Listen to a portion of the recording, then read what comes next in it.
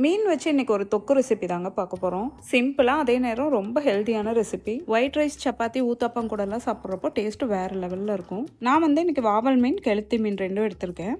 ஃபிஷ்ஷை வந்து நல்லா க்ளீன் பண்ணி எடுத்துக்கோங்க. அது கூடவே கொஞ்சம் உப்பு, மஞ்சள் தூள்லாம் போட்டுட்டு இட்லி பிளேட்ஸ் இல்லைன்னா ஸ்டீமர் வச்சுட்டு அதை நல்லா ஒரு 10 மினிட்ஸ் ஸ்டீம் பண்ணி எடுத்துக்கலாம்.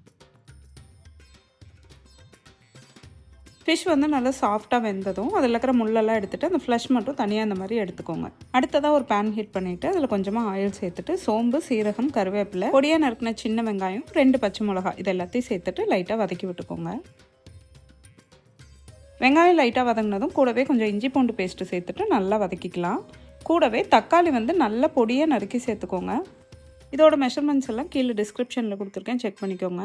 தக்காளி வந்து ஓரளவுக்கு வதங்கினதும் கூடவே மஞ்சள் தூள், மிளகாய்த்தூள், காஷ்மீரி மிளகாய்த்தூள், மல்லித்தூள் சேர்த்துக்கோங்க. கூடவே தேவையான அளவுக்கு உப்பு இது எல்லாத்தையும் சேர்த்துட்டு இது வந்து நல்லா தொக்கு கன்சிஸ்டன்சியில் வரணும்.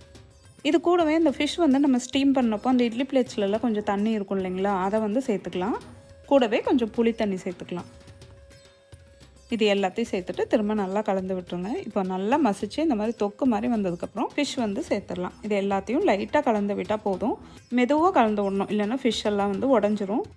2 to 3 மினிட்ஸ் கலந்து விட்டு குக் பண்ணால் போதுங்க. லாஸ்ட்டாக கொத்தமல்லி இலை தூவி இறக்கிட்டோன்னா சூப்பராக ஒரு மீன் தொக்கு ரெடி.